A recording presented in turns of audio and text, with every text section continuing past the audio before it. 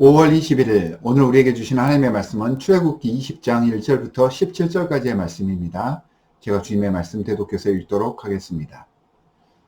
하나님이 이 모든 말씀으로 말씀하여 이르시되 나는 너를 애굽 땅 종되었던 집에서 인도하여 낸 내 하나님 여호와니라. 너는 나 외에는 다른 신들을 내게 두지 말라.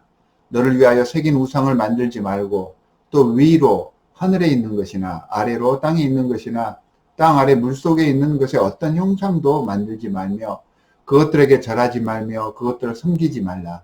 나 내 하나님 여호와는 질투하는 하나님인즉 나를 미워하는 자의 죄를 갚되 아버지로부터 아들에게로 3, 4대까지 이르게 하거니와 나를 사랑하고 내 계명을 지키는 자에게는 1000대까지 은혜를 베푸느니라.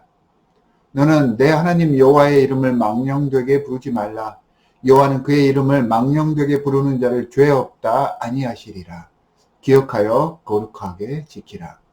엿새 동안은 힘써 내 모든 일을 행할 것이나 일곱째 날은 내 하나님 여호와의 안식일인즉 너나 내 아들이나 내 딸이나 내 남종이나 내 여종이나 내 가축이나 내 문 안에 머무는 객이라도 아무 일도 하지 말라. 이는 엿새 동안에 나 여호와가 하늘과 땅과 바다와 그 가운데 모든 것을 만들고 일곱째 날에 쉬었습니다. 그러므로 나 여호와가 안식일을 복되게 하여 그날을 거룩하게 하였느니라. 내 부모를 공경하라. 그리하면 내 하나님 여호와가 내게 준 땅에서 내 생명이 길리라. 살인하지 말라. 간음하지 말라. 도둑질하지 말라. 내 이웃에 대하여 거짓 증거하지 말라. 내 이웃의 집을 탐내지 말라. 내 이웃의 아내나 그의 남종이나 그의 여종이나 그의 소나 그의 나귀나 무릇 내 이웃의 소유를 탐내지 말라. 주님의 말씀입니다. 우리 가정에서도 직장에서도 또는 모든 공동체에서 명령어는 항상 사용되고 있습니다. 오늘 본문에 나오는 십계명이 우리 기독교에서 나타난 대표적인 성문화된 명령들입니다. 이 계명은 일방적으로 지시하는 단순 명령은 아닙니다. 명령의 기본 전제가 두 가지로 나누어집니다. 첫 번째는 자신의 말과 권위 아래 복종케 하기 위한 것이고요. 또 하나는 공동체 유지를 위한, 그래서 상대방을 보살피기 위한 명령이 있습니다. 상대를 복종케 하는 명령은 그 목적이 명령자의 이익에 있습니다. 그러니까 명령자가 자신의 유익을 위해서 피지배층에게 그 명령을 요구하는 것이죠. 하지만 두 번째 명령은 명령자가 전혀 이익을 취하지 않습니다. 명령하는 사람에게는 아무런 이득이 돌아가지 않는 그런 구조입니다. 우리가 명령어를 들을 때 기분이 나빠지는 것은 목적이 명령자의 이익에 있다고 느꼈거나 혹은 명령자의 태도나 의도에 문제가 있을 때입니다. 그래서 자기에게 불이익이 나타나고 자유를 박탈당했다는 그런 느낌이 들면 부당하다고 생각을 해서 기분이 상하게 되는 것입니다. 십계명의 진정한 목적은 명령자인 하나님을 위한 것이 아닙니다. 하나님은 이 명령을 주심으로 이스라엘 백성들이 참 하나님의 백성임을 알려주고자 했습니다. 그래서 이 명령은 자유를 올가매는 그런 올가미가 아니라 자유와 생명을 체험할 수 있게 보장해주는 일종의 든든한 울타리와 같은 그러한 지침서입니다. 십계명을 구조적으로 보면 우리가 잘 아는 바와 같이 하나님과의 관계를 위한 계명과 인간 간의 계명으로 크게 둘로 나누어집니다. 인간들 간의 규범인 5계명에서부터 10계명까지는 인간들의 공동체를 유지하기 위한 아주 기본적이고 근본적인 법들로서 다른 종교에도 나타나 있는 그러한 규율들입니다. 하지만 하나님과의 관계를 나타내는 1부터 4계명은 기독교와 여기서 파생되어 뿌리를 같이 하는 종교들에서만 나타나는 아주 독특한 계명입니다. 신과의 관계는 어떠해야 하는지를 보여주고 있습니다. 그리고 성경에 나와 있는 두 부분의 분량을 한번 살펴보시기 바랍니다. 비교가 안 될 정도로 하나님과의 관계 부분이 훨씬 더 많습니다. 그러니까 여타 종교들에 있는 인간들 간의 윤리나 도덕 생활이 주가 아니고요. 하나님과의 관계가 주가 되는 계명이 십계명이고 기독교에서의 계명입니다. 이 1부터 4계명의 주된 내용을 살펴보면 이 계명들을 주신 하나님의 의도를 우리가 알 수가 있습니다. 우리를 통제하고 누르려고 하는 명령들이 아닙니다.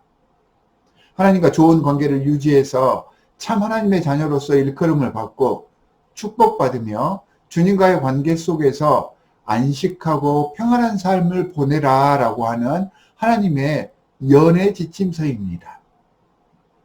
그리고 인간들 간의 관계를 위한 명령들이 나타나고 있습니다. 이 말씀들은 기본적으로 한 가지 조건이 기초되어 있습니다. 예수님께서도 누가복음 10장 27절에서 말씀해 주셨듯이 우선적으로 하나님과의 관계를 바탕으로 그 하나님과의 교제 내용처럼 인간들과의 관계도 그리해야 된다. 이게 전제 조건입니다.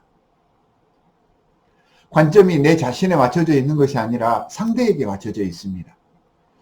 하나님과의 관계에서도 다른 사람들과의 관계에서도 상대를 먼저 생각하고 상대에 대한 우리들의 의무를 잘 갖추어 나가는 것, 이게 계명의 핵심 내용입니다. 나를 낮추고 겸손히 해서 서로가 평화를 누리기 위해서 노력하라는 말입니다. 바로 의로운 삶을 살라는 것이고 이것이 바로 축복받는 비결임을 말해주고 있습니다. 이 축복은 단순한 물질적이고 세상적인 성공을 의미하지 않습니다.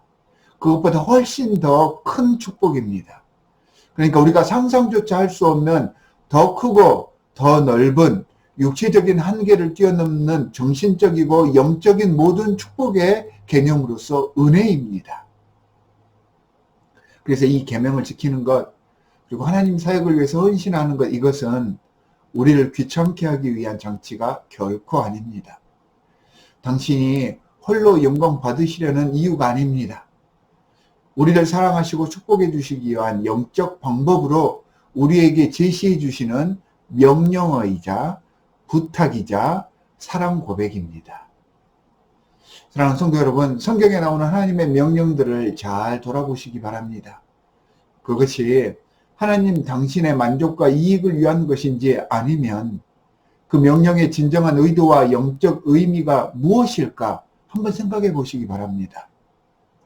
하나님은 모든 것들을 통해서, 그러니까 말씀을 통해서, 심지어 보내주신 예수 그리스도를 통해서 태초부터 지금까지 당신의 사랑을 계속해서 표현하고 계십니다.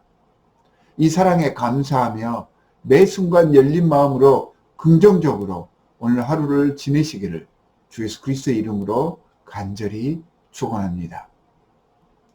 두 가지 기도 제목을 드리도록 하겠습니다. 첫 번째는 주님은 항상 우리와 함께 하시고 우리를 사랑하십니다. 이 말씀 속에서 이런 하나님의 귀한 사랑을 이해하고 깨달아서 실질적으로 느끼게 해 주십시오. 주님을 만나게 해 주십시오. 라고 기도하시기 바랍니다. 두 번째, 오늘은 우리 오이코스를 위해서 기도하겠습니다. 내가 속해 있는 오이코스의 부흥과 회복을 위해서 헌신하게 해 주십시오.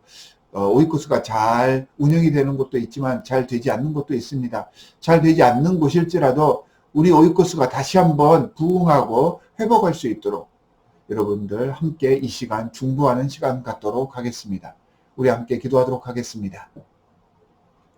하나님 아버지 정말로 감사합니다. 십계명의 말씀을 통하여서 우리에게 명령하시는 것이 아니라 우리를 사랑하시기 위해서 사랑의 울타리를 쳐주신다는 것을 말씀을 통해서 배워봤습니다.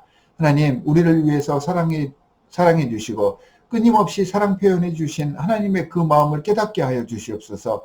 오늘 또 우리 일상을 통하여서 혹은 말씀 묵상을 통하여서 기도를 통하여서 하나님께서 우리와 함께하고 계심을 느끼게 하여 주시고 그 하나님을 피부로 느끼며 자신감 갖고 긍정적이고 적극적인 방식으로 오늘 하루를 살아낼 수 있게 하여 주시옵소서. 하나님, 우리에게 디트로이트 한연합장로교회의 공동체를 허락해 주셨고 또한 그 속에서 오이코스 모임들을 갖게 해 주셨습니다. 여러 가지 이유로 잘 되는 오이코스가 있고 잘 되지 못하는 오이코스가 있는데, 오이코스에 속해 있는 한 일원으로서 우리 오이코스를 위해서 중보하게 하여 주시옵소서. 하나님, 서로를 위하여서 기도해 주고 우리 오이코스가 회복되어서 건강해짐으로 우리 모든 교회 공동체가 새롭게 거듭날 수 있을 것이라고 믿사오니, 오이코스의 회복을 위해서, 부흥을 위해서 이 시간 기도하게 하여 주시옵소서. 오늘 하루도 헌신하며 주님의 말씀 따라 살 것을 결단하면서 우리를 구원하신 주 예수 그리스도의 이름으로 간절히 기도하옵나이다. 아멘.